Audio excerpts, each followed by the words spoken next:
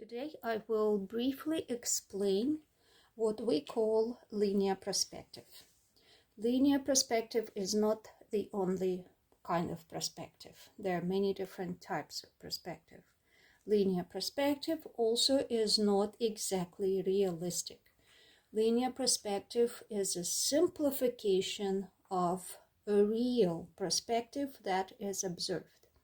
But because the actual perspective that is observed and could be measured and calculated is a little too nuanced, you have to have a super fine-tuned eye to see it. It's nearly impossible to see it with the naked eye.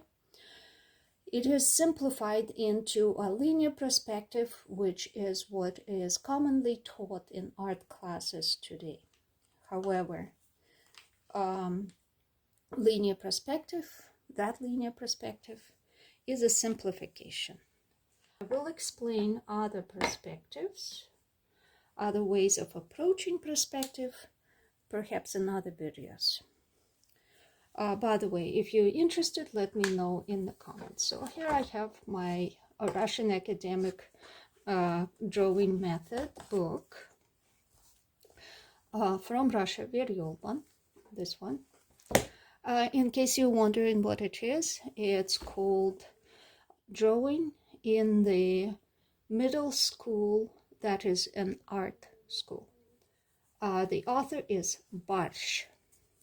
Now, in that book, linear perspective is explained in the first year, within the first semester. And as you can see in the book, we have our line of sight, horizon line, eye level. You can call it several things. Horizon line and your eye level are the same things as far as an artist is concerned.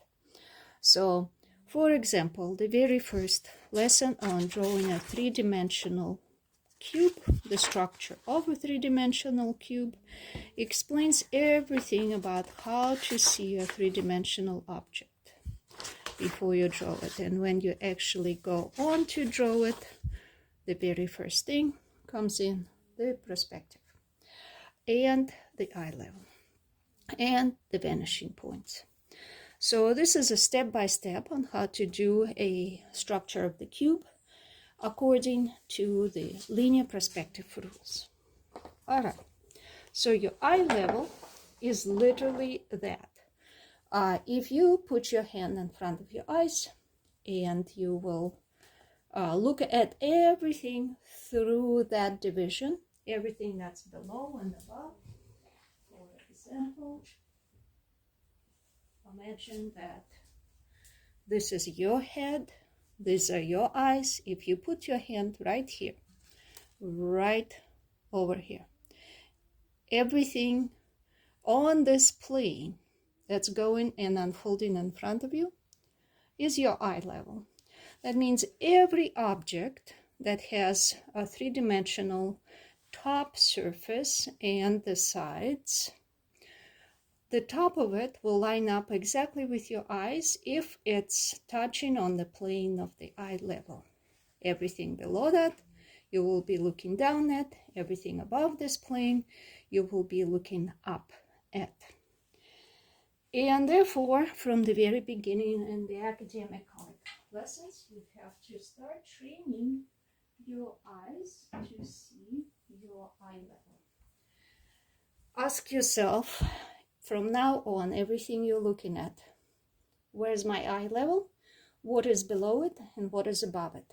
If you just go like this for a couple of weeks, every day, looking at everything, questioning that, you will improve your way of seeing like an artist, and your drawing skill will start to improve right away.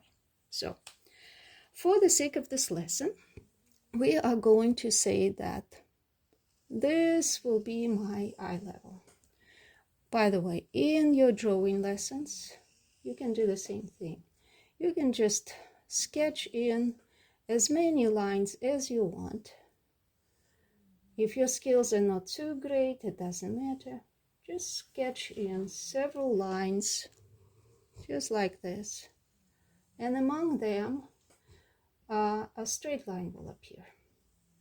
You don't have to be super good at drawing to do this lesson. This is counting on the fact that a lot of kids are just starting out and they're just beginning to learn. The drawing of straight lines isn't even a concern at this point. It just has to be straight enough, right?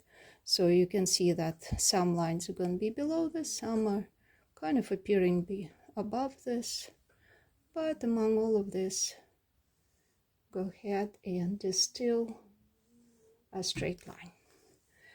And this line will become your eye level.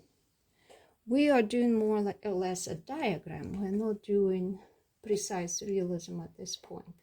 This is for the sake of learning the theory. How do we know this line is straight?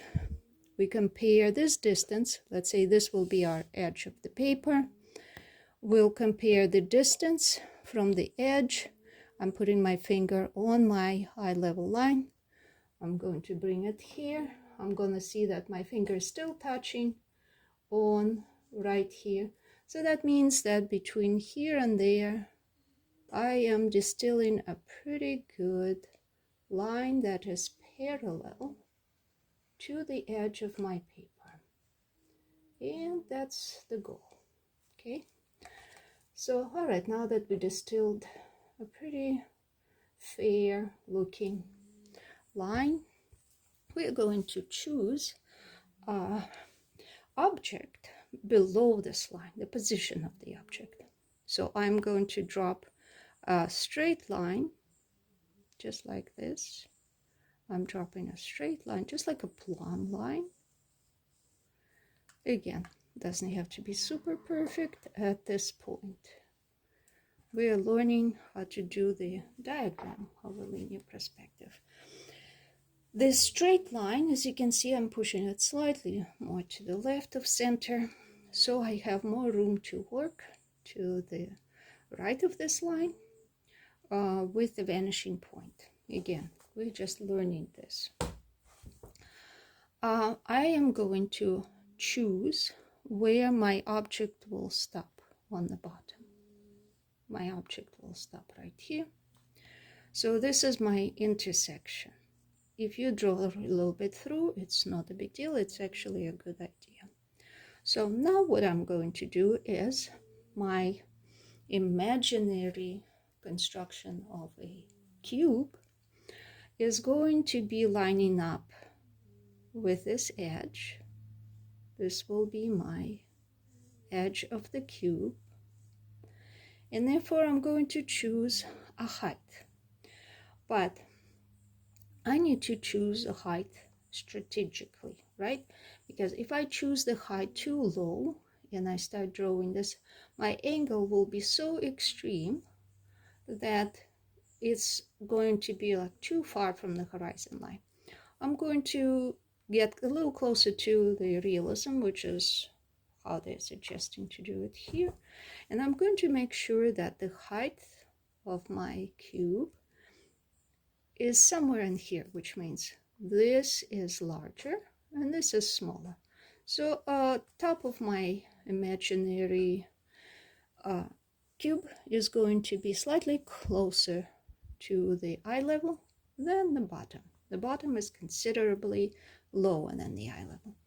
Then I'm going to come over here on this side and I'm going to choose my vanishing point, literally. You can choose it to be a little closer, a little further, but let's not go into extremes. Be reasonable within your paper. All right, now that I chose that, I can connect these 2 points. I'm going to connect them.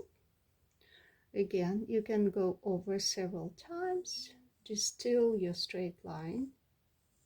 Okay. All right, that's pretty good. Even though it's several lines, it's pretty much going straight toward the vanishing point. We'll keep that. And now, since this is my height, that means that from here to there, it's also going to head to the vanishing point. So what we are doing is we are establishing the sides, right? This will be the vertical plane of the cube that is mostly facing to the right. This one will be going toward another vanishing point that isn't going to fit in here, but we will still simulate as if we're heading for a vanishing point. But while this angle is more extreme, this one will be lower. So let's say we'll make it a lot lower, like that. So a considerably less of an angle than this.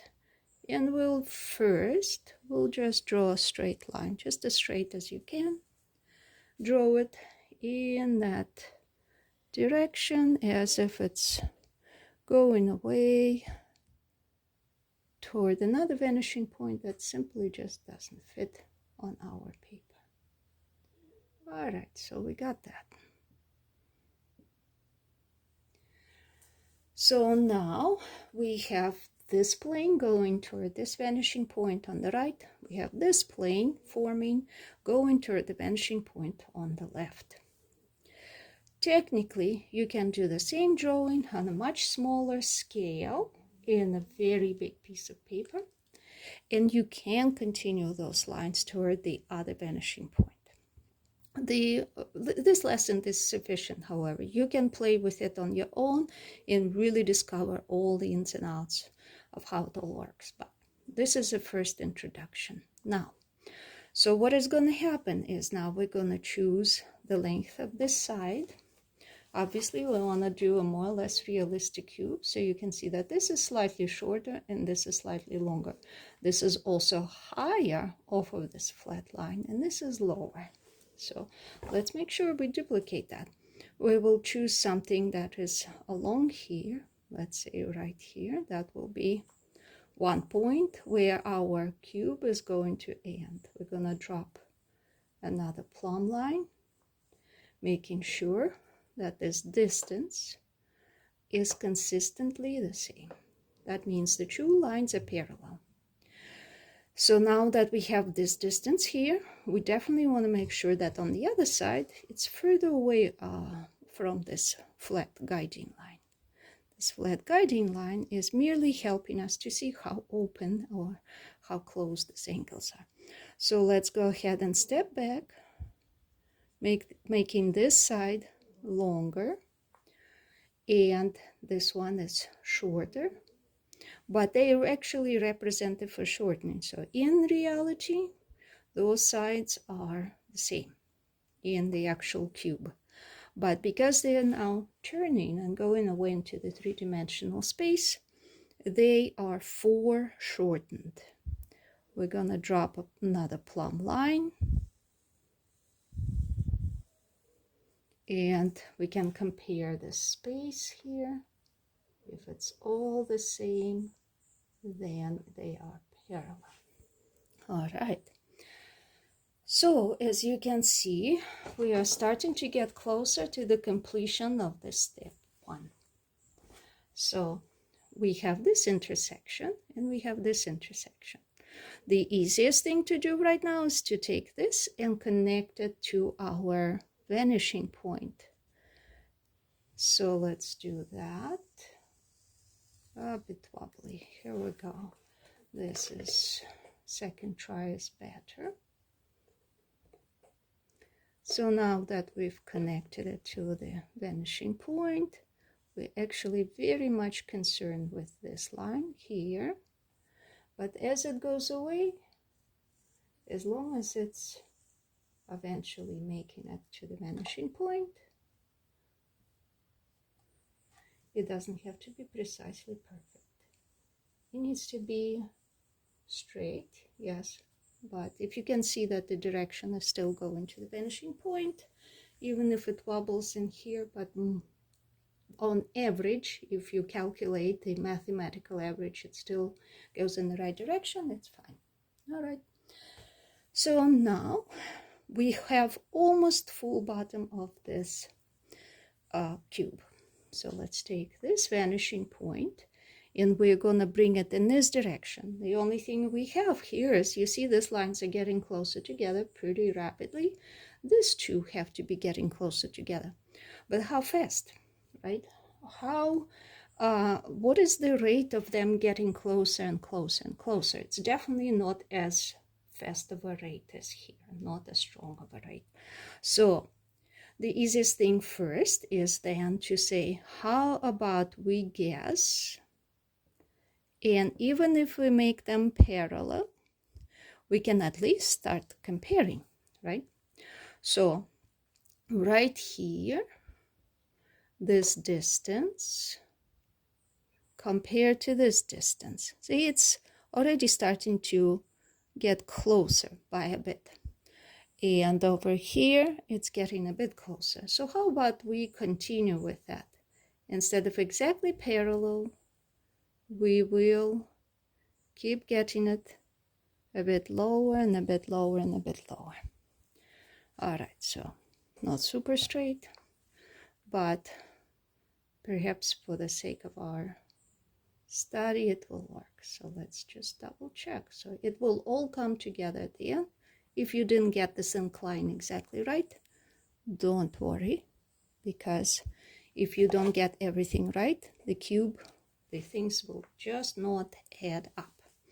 But this is pretty good here, right? We can see this intersection. So even though this is rather thick, you can see pretty much where the center width is, right here. Okay, how about we bring another plumb line, and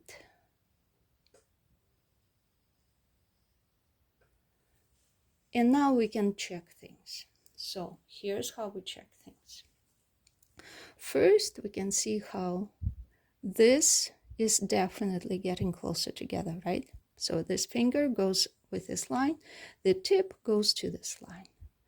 So from where I'm standing, I'm measuring it, I'm going like, okay, here's the distance. Over here, the tip goes above the line.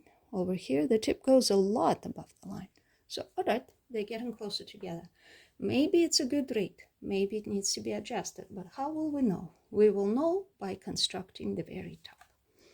So here we go. We've completed the step 1.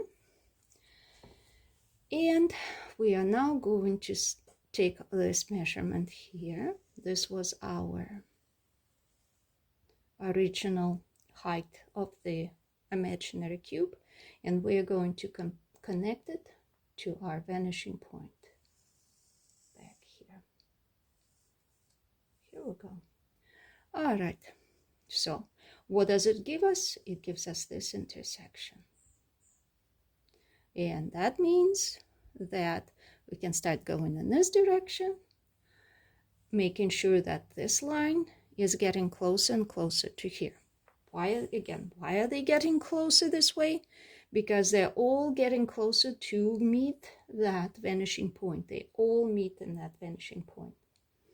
So why they all meet in there, I'll explain after I complete the cube. But for now, just stick with it, okay?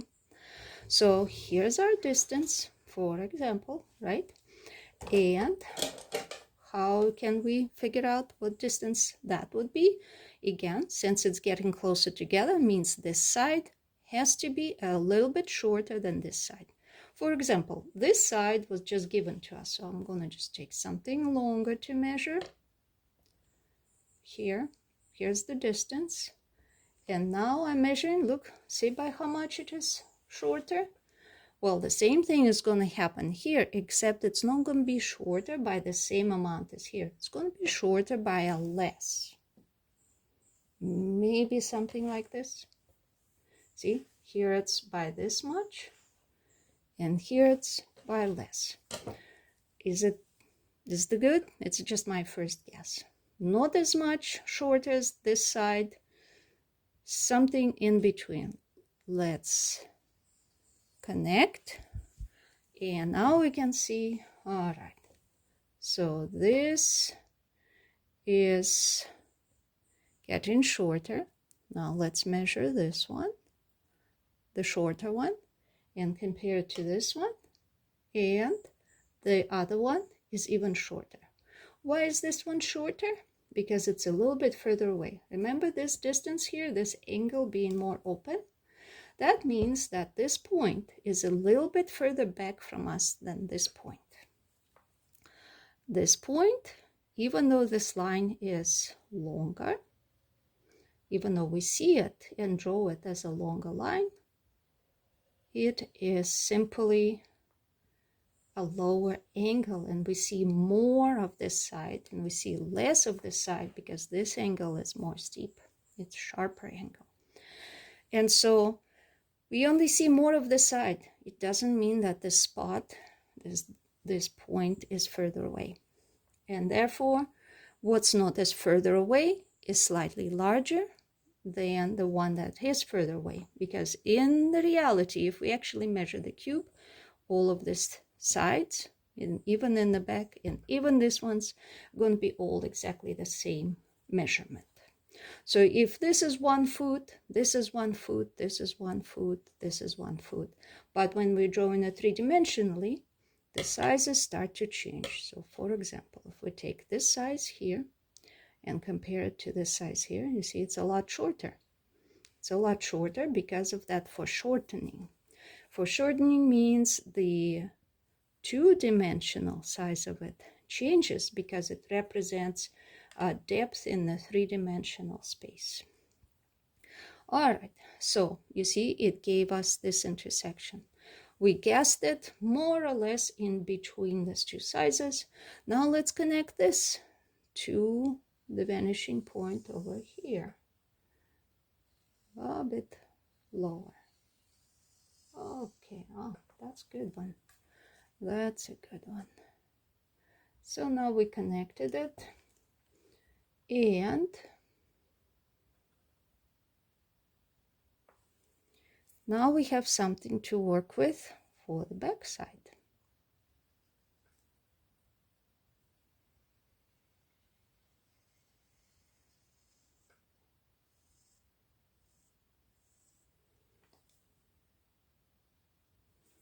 All right, it's a bit wobbly over here.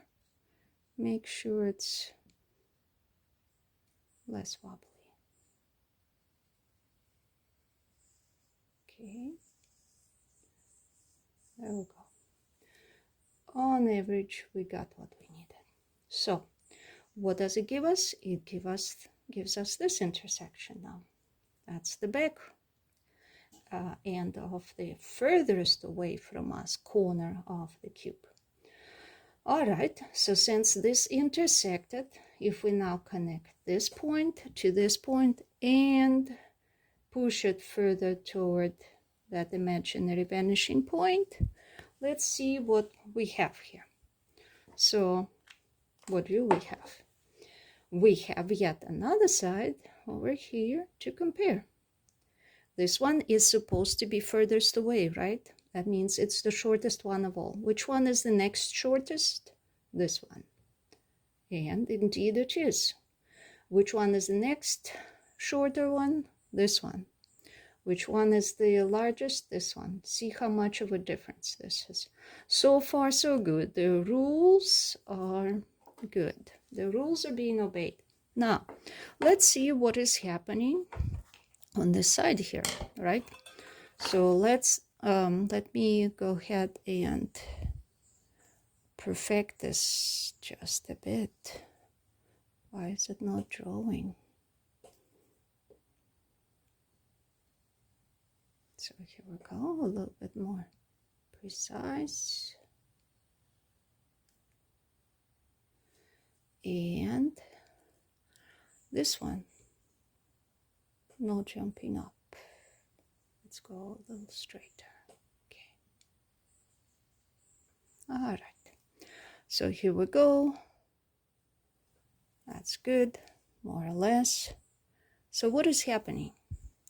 What is happening is we are looking at these two are parallel to these two lines, right? This side of the cube, that one, they're all parallel to each other. So that means in reality, they're the same distance from each other. When we represent them in three-dimensional space, they start getting closer together. And indeed, that's what we have happening here. So here we go. Here's measurement, right? Closer. They're getting closer, closer. Same thing is happening here. Here's the distance. Now starting to get closer, closer, closer. Good. Now, if we got this line and this line, all correct, that means that these two lines, so the back one and this one, will also be doing the same thing, and they will be getting closer at the same rate. So here's the distance, for example. Now we'll come back here. See, they're getting closer. Come back here, they're getting closer.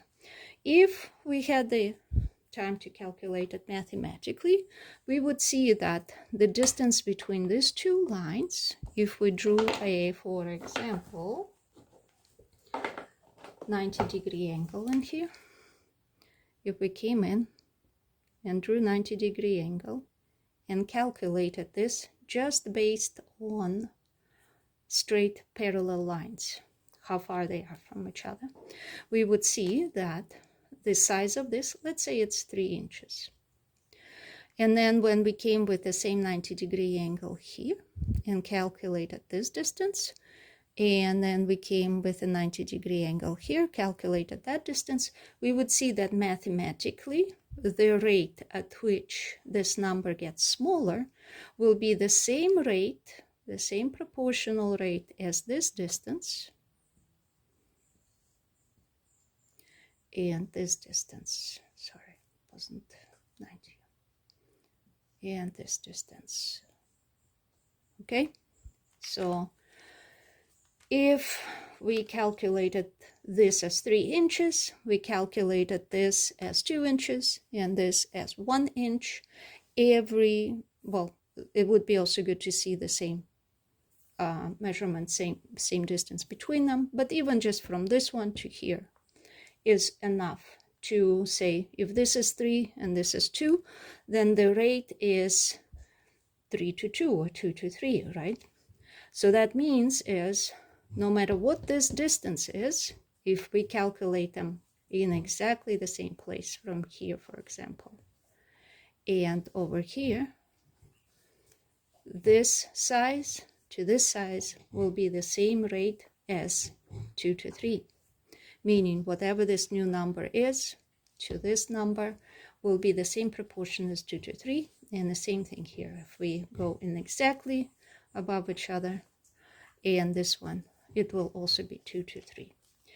You can measure this in any way you want to, any place you want to, but this is just to explain that the rate at which these lines are getting closer together until they reach that vanishing point, mathematically is you can calculate it, but it also is showing you whether you drew it correctly or not.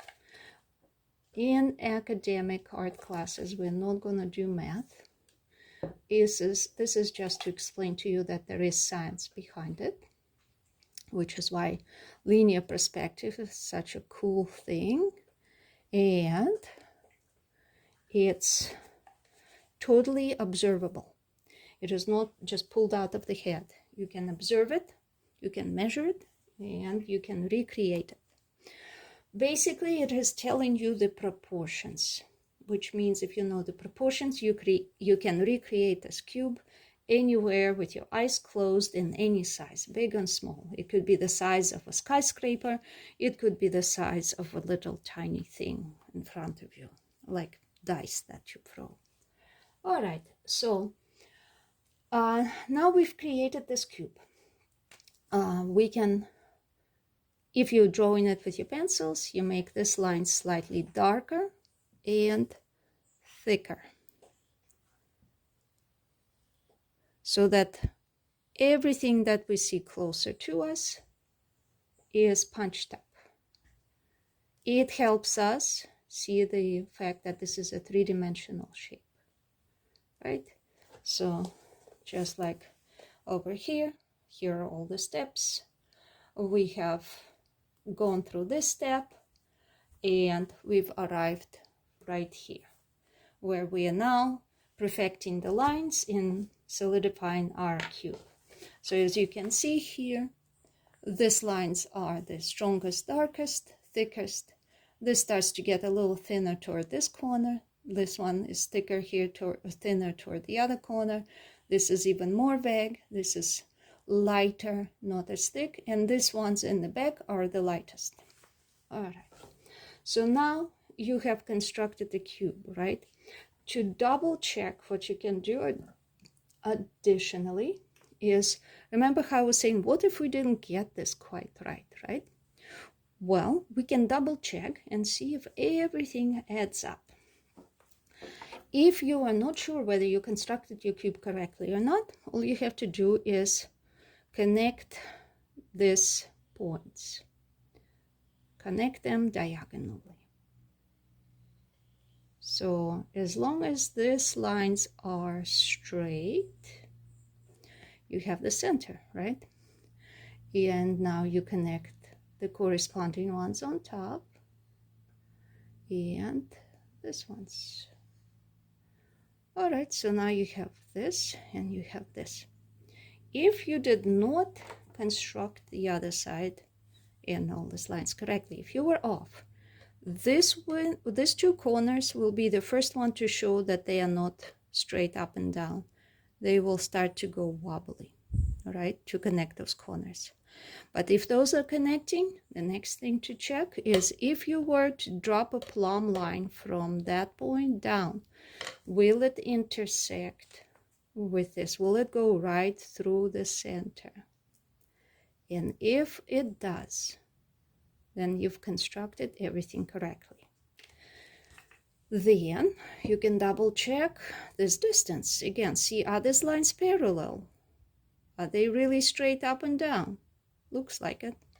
So that means everything is got constructed correctly. All right. So what do we need this for? Well, this is the rotational center of our cube.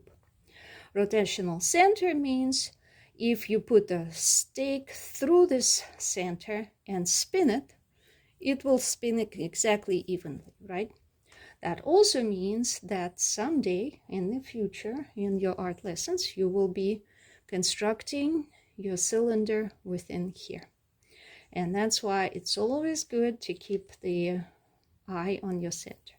That also means if you can find this rotational center, if you can just from the beginning start learning to do that, you can also find all kinds of other parts of the cube. So for example, if we draw another line that will connect to the vanishing point and will go through this center here, you will see that this line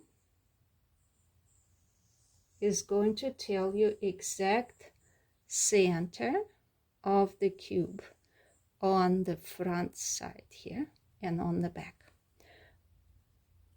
Why is this so interesting? Because this and this here are different sizes, right? They are not the same.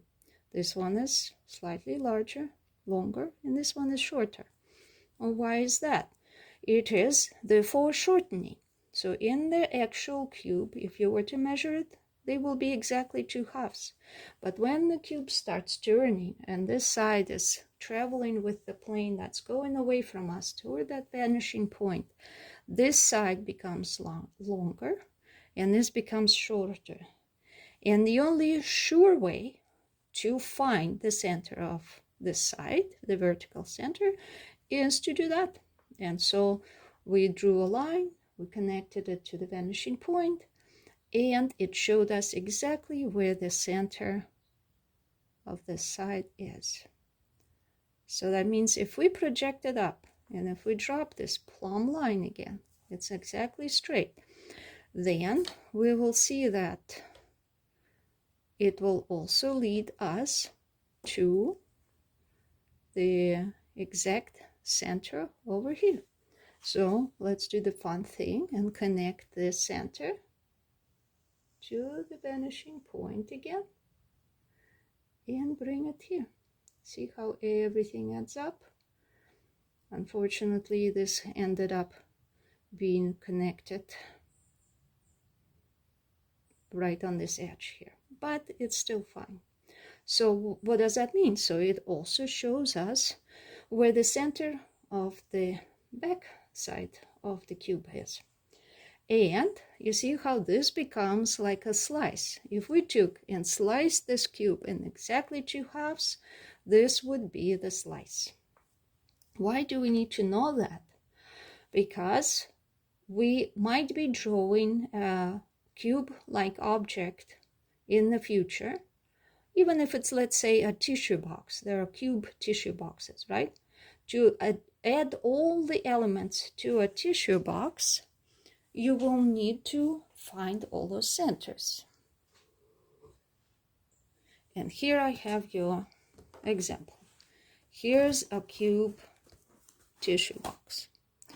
See, if you were to do a realistic drawing or painting of this tissue box, you will position it and you'll say like, oh, there is this overlap.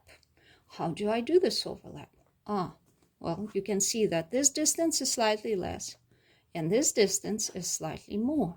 So that means once you draw your basic cube with all the rules of perspective, you can come in here and say, okay, so I see this, right? This is my centers. I can find this center over here, right? I will find the center over here. So here's my center. I will find the center over here. Okay. If I draw this line through the centers, again, with the rules of perspective toward the vanishing point in this direction. Come on now. Then we have this. We have this toward the vanishing point. We have this center, right? And since this was a little bit lower than the center, we can even see like, by how much lower? By a little bit. Then we'll come in here and say just a little bit lower than the center. This is the center. This is a little bit lower than the center. Same incline as the perspective lines. And now you see how it's connecting back to the corner? We will connect it back to the corner. And we'll connect that back to the corner. And we'll bring that connected back to the corner. And same thing here. And suddenly we've created this overlap. All because we understood the structure of the cube. Then we have this oval opening here, right? All right, this oval opening is definitely positioned on this center the long way, on this one the shorter way, right? This distance is shorter, this distance is longer. This comes close to the edges, this is further away from the edges. And it runs the length way with this. Here it is. That means this is the length of the oval. That means that we are positioning this part of the oval on the center, closer to the edge, but not on the edge. And we can draw the same line from here. With those perspective lines, we fit it in between because it's our center, right? Here we found that. We can just project it right over here.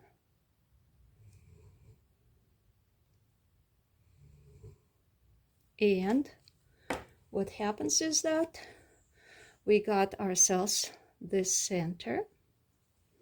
And now we can say, okay, since it's longer this way, it's shorter this way. By how much? It looks like it's almost like half and half. We will divide this in half, making sure this is a larger half because of the foreshortening. We'll divide this distance in half. Again, making sure this is a little bit longer than that because of the foreshortening. But this needs to be just slightly shorter than this. And this obviously is the longest. So this is close enough. And so now we need to fit our oval right in here. Just like that. So here's our oval opening that is drawn according to the rules of the linear perspective with all the foreshortening. And obviously your tissue comes around out of here. And basically what you're seeing is this. You can even thin it down a bit, make it a little less curvy, but basically those are your rules.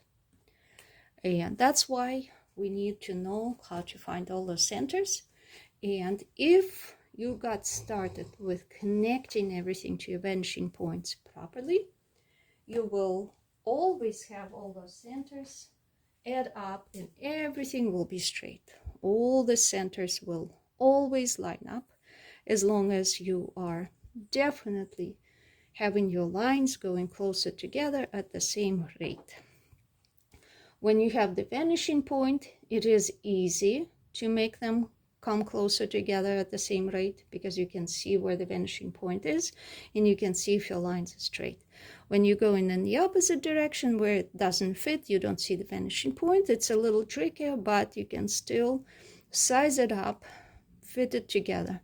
So, for example, this line can't go too close to here. It can't go like that, and it can't go like that. This line here has to fit in between. It can't go too close to here, and it can't go too close to there. And the only way you know that you got it correctly over here is if you project those lines as long as your paper, your canvas will allow. All right, so now that we have done that, what about that vanishing point? So basically what is happening now is, according to these lines coming to the vanishing point, you have captured the main proportions of the cube, and you can recreate it as if it's going into the distance at this exact rate, whether it's moving away from you or you are stepping away. Doesn't matter. Either way, the more that your distance from this cube increases, the more it will get closer to the horizon line. So for example, if you are stepping a couple of miles back and the cube is nearly at the horizon line, which on a very flat surface, your eye level / horizon line, it's either horizon line or your eye level. Either way, it's about 3 miles away. So let's say you stepped back a couple of miles, the cube is really tiny, and this will be its one side. See, same angle, and we now need to find this top, right? This top line is going to be its top side, connected, and this one's going away in that direction. That means if we projected it going in this direction like that, it will be getting closer to the horizon line and toward the vanishing point. But this angle of incline is going to be very mild. It's so close to your exact flatness of the eye level that it's going to be mild. And this one here, it's going to be even milder.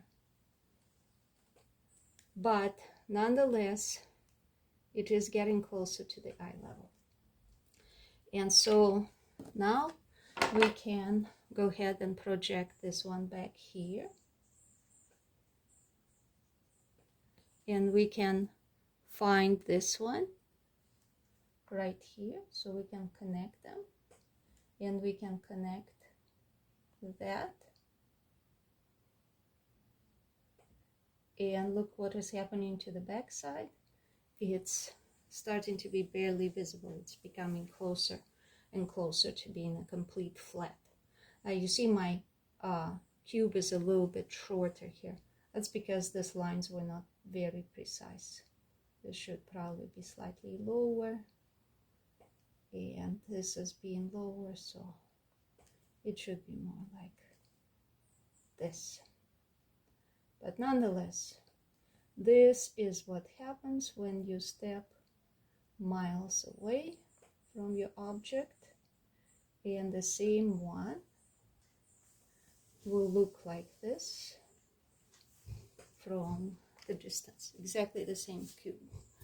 And if you stepped only a mile away, it will means it will start right here. So let's say this is it, this is it, then where's the other one? I'll just be guesstimating now. I'm not drawing the lines all the way in that direction. I'm just making an example here.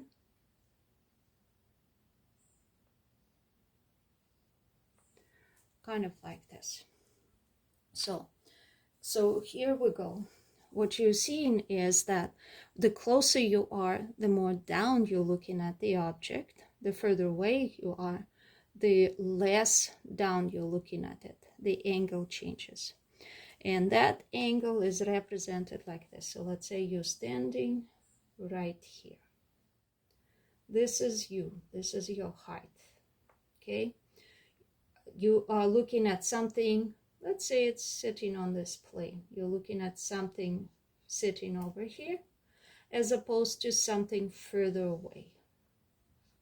This angle changes. When this angle of observation changes, that means the further things are away, the further away are the objects, the less of this you are seeing, the less of the top space you're seeing. And obviously, if this cube was sitting, obviously this is your eye level, right? If this cube was sitting on a plane higher, let's say it was a shelf, right? You would be looking up at it. If the shelf was closer to you, you would be looking a lot more up. If the object was on the shelf further away, it would be less up. This angle would change. And when this angle changes, how you see, how much of what you see in the object changes, how much of each plane. So for example, the same cube up above your horizon line, you'll be looking at the bottom part from down below. And this will be the one that you're not quite seeing right.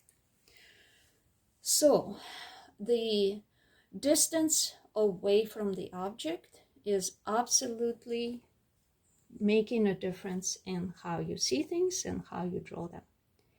The next thing is to understand the rate of how close these lines are getting together. But what does it mean if you want to be sketchy? The difference between the artists who trained like this academically and the artists who never got this down, who maybe like have some kind of vague idea of the theory of it, but they actually never practiced this over and over with more precision, is this.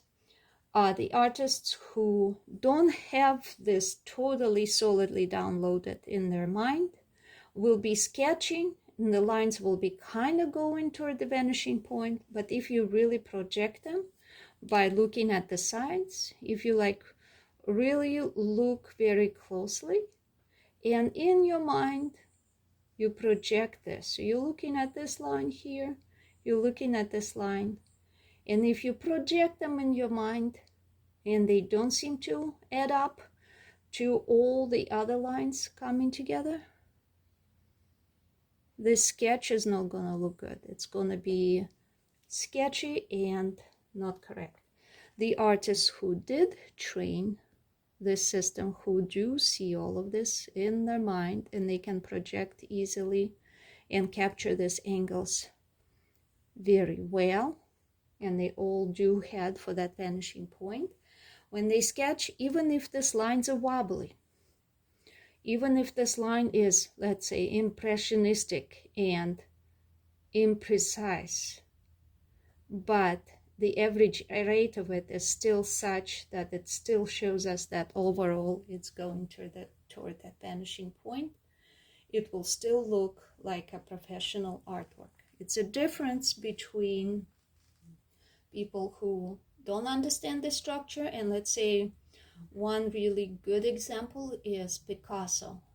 Some of his loose sketches are so good that you can see that he knows perspective, human anatomy, animal anatomy, proportions really well. He got it so down, he can do it with his eyes closed.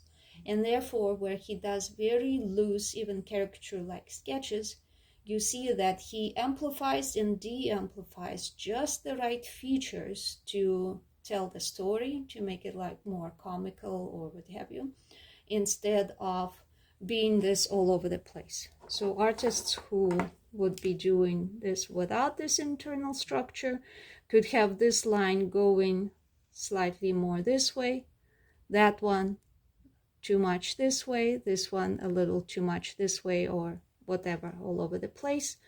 And even though it's just a little bit off, since they don't come to the same vanishing point, and all of these lines are coming to the same vanishing point because they belong to the parallel structure. All of the structure is parallel. The sides of the cube are parallel to each other. So in reality, this type of cube has all the same distances. This is parallel to here and the same distance. This is parallel to this, and it's the same measurement, right? So all of them are exactly parallel and exactly the same measurement. So therefore, when we draw this structure, we have to capture the parallelness of it with connecting it to the vanishing point. That this also means that if we take yet another object and position it next to this cube, let's say this cube was actually a building, a part of the building, right? So let's say next to the building, there was something else, a bench, a chair, a box. Let's do a box. So that means that if the box was positioned exactly parallel to here, to this building, box, whatever else, that means we'll say like, okay, let's give it a little distance, and it's going to be parallel to it, not even on the same line. So this doesn't line up here, it only lines up with this side. So that means if it's exactly parallel to it, such as how the streets are laid out, buildings, sidewalks, benches, we connect it to here, this will connect to that vanishing point as well. I won't go too far with that. All the same rules will apply. Let's say it's a smaller object. We'll connect it to here. We'll drop our verticals. Let's say it's a lot smaller. We connect that. We connect that. Let's say it's even a chair. We connect that. We connect that. We connect that. And suddenly we got ourselves a chair that is standing there exactly parallel to the box. Again, this box can be a building. It can't be just a box. It almost doesn't matter what you're drawing. So let's say this is the back of the chair. This is the cushion part of the chair. And there we go. Of course, the back leg of it will come right on this line. And from this angle of observation, we cannot see the other leg. It's not even popping up. Why we can't? Because if we project here according to this perspective angle, it intersects right behind there. But you can draw it just for fun. You can draw any objects based on this perspective. You can draw another object over here behind. If you want it to be exactly parallel to this box, you're still connecting it to this vanishing point, and all of this chair legs and all are still going to be connecting to those vanishing points. If you want, you can zoom way out, have a lot of space, have both vanishing points, connect absolutely everything, learn to train your eye. You just need to make these objects a lot smaller. And of course, the next lesson will be where you do draw 3 cubes stacked together structure, almost like bookshelves. Your eye level is right here, and all of them are connecting to that one vanishing point, those that are above the eye level and those that are below. So that is the next lesson. This is your introduction to perspective. Now, it is a simplified perspective because in reality, these lines are not perfectly straight. In reality, they are slightly curved because we have the curvature of the earth.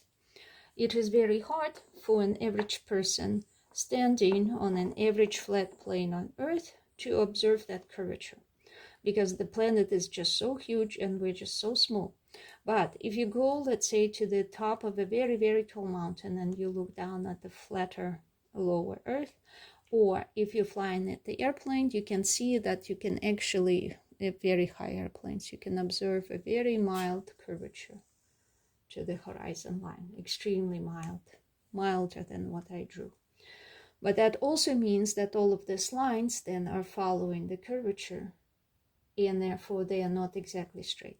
So actually, if we were more precise at our drawings and we wanted to explain perspective in a more precise way, we would be looking at it differently. How differently? We would be looking at a slightly curved eye level or horizon line. We would be, let's say, if this was our vanishing point straight ahead of us, then any object that was to the left or to the right, instead of following exactly straight lines, would be following slightly curved lines. Actually, it would be more like that. That also means that any lines that go in this direction would be slightly curved. Same for shortening, same rate where they get closer together proportionally at the same rate. But they're not going to be exactly flat. They're going to be more curved. They're going to be slightly more curved here, and they're going to be a lot less curved here as they get closer to the eye level.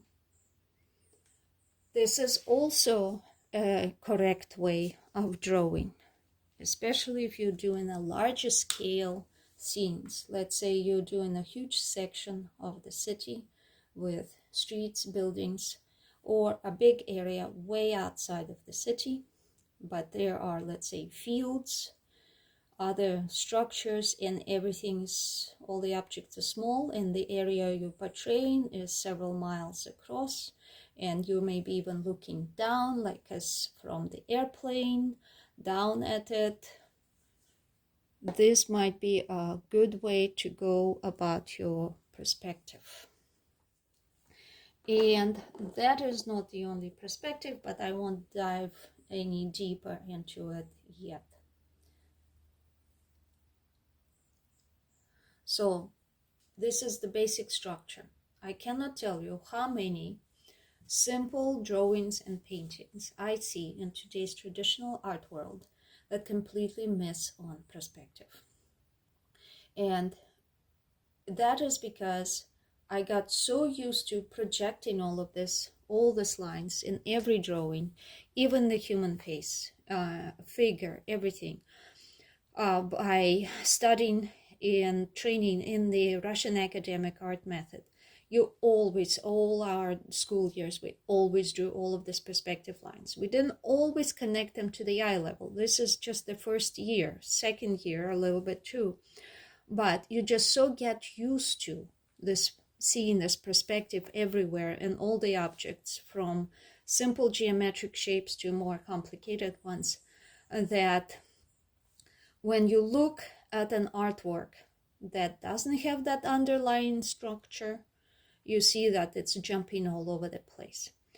However, some artwork, like Edward Hopper, The Barbershop, uses these rules of linear perspective, but what he does is very cleverly uses several eye levels to give us that feeling of like, wait, are we standing? Are we walking? Are we going up? Are we going down? Because in his painting, The Barbershop, he has linear perspective according to its rules for some objects with one eye level, other objects with another eye level, and another objects with another eye level. 3 different eye levels.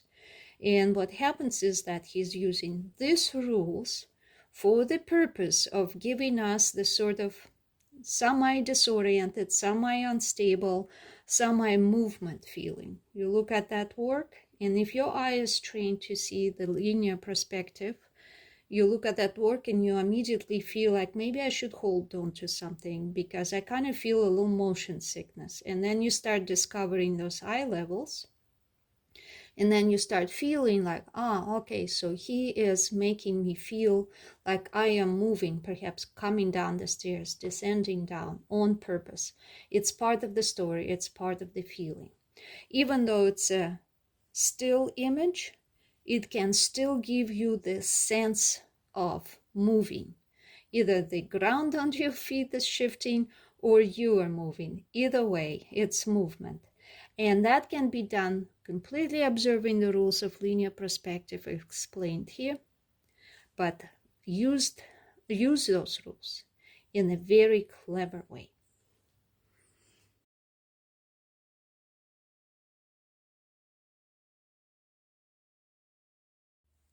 So to get really good at perspective, you need to practice drawing structural drawings like this, such as this one. You can practice choosing your eye level near the top of your paper drawing, and you can choose this line closer. You can drop it further. You can draw a cube. You can experiment with drawing a rectangular prism. Hi 4D. And draw multiple objects. Like I did this chair, but you can also draw other boxes of different sizes. You can change these angles. You can make it so those angles are stronger. You can bring, for example, this one over here, and you can change this one so it does fit in here. Practice all kinds of ways of doing it. Experiment.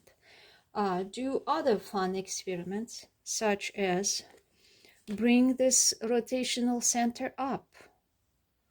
Choose a height. Connect it to the corners. Connect it to all of these corners and create what looks like a house structure, right? There we go. As long as they're all connecting, you would have created almost like a roof on a house. Let's project it a little bit further. So we're projecting it a little further past that. Let's choose a point over here. That will be our overhang. We'll connect it once again to our vanishing point. Just like that. Connect it with nice straight lines. So now we have this. We have our slope, we have our intersection. That means at this angle of observation, this is definitely how much it overhangs here. No questions about it. Now we have this here. Now we have that. If again we go at the same rate, If you're getting good at, I went too steep. If you go at the same rate, then you end up connecting it over here. So there we go. There's your overhang here. Note the distance. Right here, it's a very mild change, right? Look how this changes mildly. It comes over here. Look how much it changes here. This is how much of the building you're seeing here under the overhang. But the greatest one is on this side. Here's the side of your building. Here's your overhang. Make a note. All right, so at this type of angle of observation, when the roof comes toward me, this will be a mild change here, very little zigzag. Here it's going to be greater, here it's going to be the greatest. We see more of this side, it's going away, but this is the greatest overhang, so we see more of the overhang here. We see less of this side, we see less of the overhang. So this distance is less, but we see in the least distance between the overhang and the walls over here. All right. Obviously, the same thing is happening on the back, but if we're definitely drawing a roof on the building, then for your drawing, this is sufficient. If you definitely want to do more in-depth structural drawing, you can go ahead and finish that. You can bring that, you can bring that, also pointing toward the eye level here to the vanishing point and find it over there, and then complete the whole structural drawing as well. What else can you do? You can add windows. Well, let's say this house here, this is the center. Let's say it has two windows, one on this side, one on the other, kind of centered, kind of in the middle of this wall, in the middle of this wall. All right, well, usually windows are closer to the top of the building, right? Okay, so we'll say this might be, it's too steep. This might be a good way. Okay, so here's our line, also going with our perspective toward that vanishing point. All right, so let's say that one window will be here, the other will be here, because this is our center. Let's say the windows are not coming down as much as the door, they're shorter. Let's just use this line here for the sake of ease, because it's already going with the right perspective. So we will now find half of this side, because we now know that this is slightly more and this is slightly less. So the rules of foreshortening, this will be the center of this window. And now between here and here, we need to find this middle. Again, this is a little bit more distance. This is slightly less. Rules of foreshortening. Here will be the center of this side of this window. Now we'll add equal amount on both sides, except on this side it will be slightly less, and on this side this distance is a little more. Rules of foreshortening. We will utilize this line, we will utilize this line. This is your window. Same thing here. This distance is not as great as that, rules of foreshortening, but it's also not as great as this distance. And this one over here is slightly less than this one. So here we go. Here's your window. And all other additional elements in that window, in this drawing, are going to be following the same rules. If you want the depth on these windows, you connect it again according to rules of linear perspective, and then therefore you see that here's the depth, the thickness of the walls. You don't see the other side because it's behind the edge. Same thing is happening here. If you want, you can draw them all the way through, and you are connecting this, and there's the depth of your window. And if you want to leave the middle divider, you can do that for sure. If you don't want to leave the middle divider, if it's just a blank one class, that's fine. But if you need that divider, here it is. Here it is. And so all the other features will be adding up exactly the same way. This way, you can draw anything, even if it's not in front of you. You can start designing.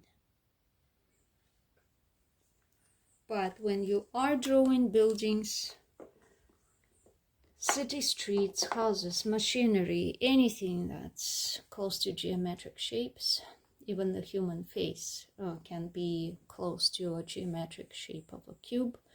All those perspective lines will be super helpful to you to make a very precise drawing and make it look realistic. Don't forget to click like on this video, share it with someone who wants to learn art, subscribe to my channel, support me on Patreon, and visit my website to buy a painting. Until next time.